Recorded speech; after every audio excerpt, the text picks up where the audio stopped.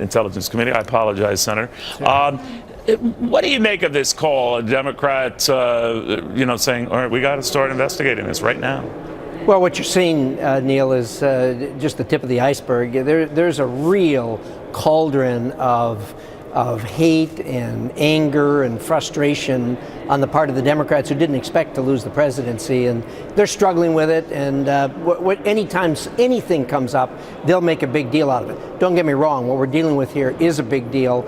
On the Intelligence Committee, we've dealt with thousands of issues while I've been on there, and we will deal with this one. Our job is oversight for intelligence and counterintelligence things that happen, and we will exercise our oversight on the committee. And that is a bipartisan committee, by the way. All right, but you are concerned about the leaks. The White House is concerned about the leaks, right? Yeah, Neil, and I would respectfully disagree about the amount of leaks. The leakage has been going on here in Washington, D.C. for a long, long time. When I first joined the Intelligence Committee years and years ago, I was stunned at the amount of material that came out. Now, there's lots and lots that does not get out, but there shouldn't be any that gets right, out. Senator? So now what's weird is I know Republicans are upset about these leaks. Didn't seem too upset during the campaign about leaks that came out that embarrassed Hillary Clinton. Now, quite conversely and fairly, Democrats were aghast at the leaks back then.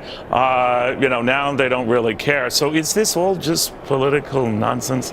Some is, but again, I would disagree that the quantity has changed. It really hasn't.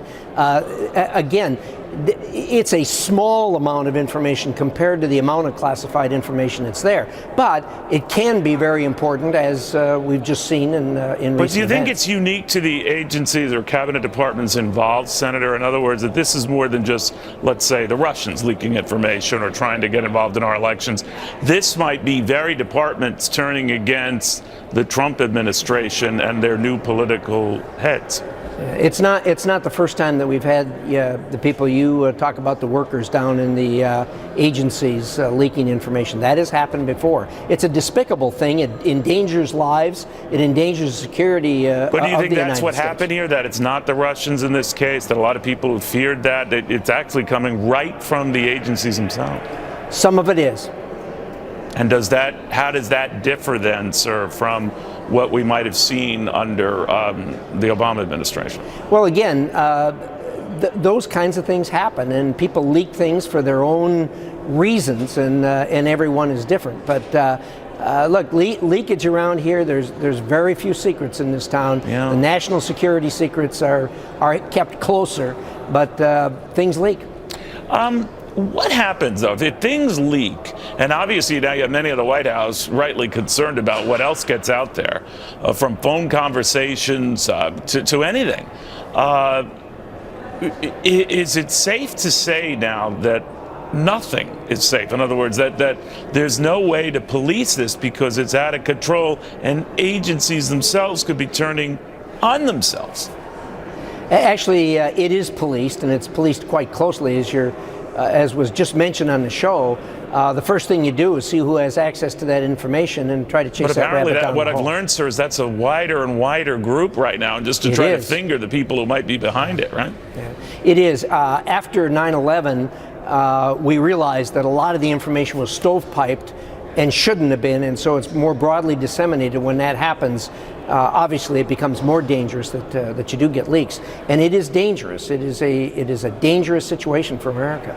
Do you think that this might serve as a lesson for President Trump, that the trust that he might have placed in Russia, the hope that he might have placed in Russia, the fact that they might have been, trying to leverage this whole drama off of General Flynn is proof, and maybe the only proof he needs, that dispense with that notion?